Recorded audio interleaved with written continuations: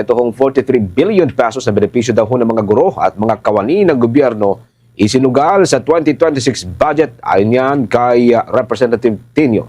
May update si Bombo Annalyn Soberano.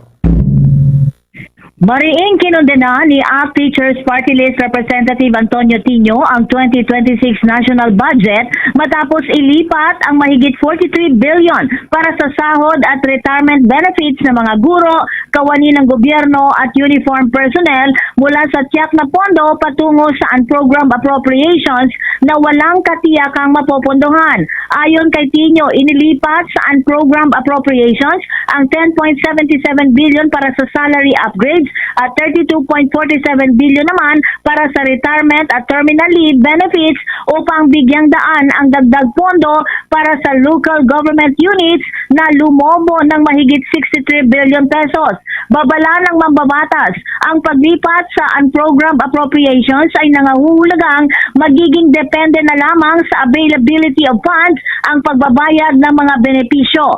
Sinabi ni Tinio, posibleng maulit ang karanasan nitong 2025 kung saan hindi natanggap ng maraming kawani ng Department of Education ang buong Service Recognition Incentive o SRI na nagkakahalaga ng 20,000 pesos dahil umano sa kakulangan ng pondo. Inakusahan din ni Tinio ang administrasyon na ginagamit ang benepisyo ng mga kawani bilang panangga laban sa panawagang i-veto ang unprogrammed appropriations na nasangkot umano sa malawakang katiwalian noong mga nagdaang taon. Muling nananawagan si Tinio kay Pangulong Ferdinand Marcos Jr. na i-veto na ang unprogrammed appropriations at agarang magsumite ng supplemental budget upang ibalik ang 43 billion pesos para sa sahod at retirement benefits ng mga lingkod bayan. Giit ni Tinio, huwag gawing hostage ang sweldo at benepisyo ng mga guro at kawani. Pakinggan natin si ACT Teachers Party List Representative Antonio Tinio. Kasahan malaki yung personnel benefits. No? So may 10 billion na kinaltas para sa additional compensation.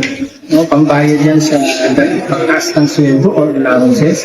Tapos may malaking ginawas din sa retirement terminal leave benefits ng empleyado. 32 billion ang tinanggal. Tapos nilagay sa program ang mga ito.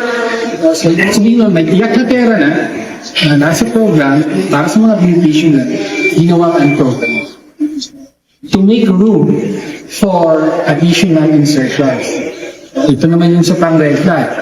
Tulad na sinabi ko kanina, yes, ginawasan yung tinatawag natin port sa DPWH budget, pero nilipat ng kusot pa. Yung isang malaking pinalipat ay yung subsidies to LGU. Si ACT Teachers Party List Representative Antonio Tinio.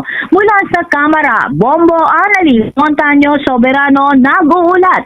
And this is Bombo Radio Philippines, the #1 and most trusted source of news and information. Basta Radio, Bombo! For the most trusted source of news and information, visit our website at www.bomboradio.com. Follow us on Bombo Radio mobile app, Facebook, YouTube, TikTok, and X, formerly Twitter.